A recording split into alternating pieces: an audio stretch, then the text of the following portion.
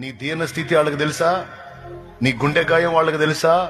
నీ ఇంట్లో పరిస్థితి వాళ్ళకి తెలుసా?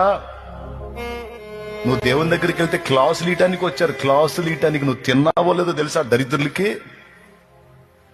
నీ ఇంట్లో జరుగుతుందో లేదో తెలుసా దరిద్రులకి?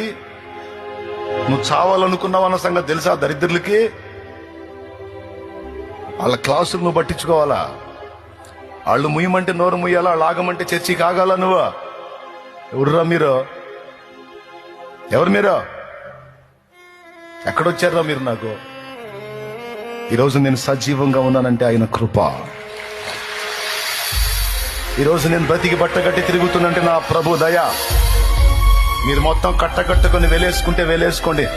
మీరు నన్ను వెలేయటం కాదు, నేనే మిమ్మల్ని వెలేస్తాను. పడే మీరు నన్నేం పిలవద్దు, నేను పిలవను మిమ్మల్ని.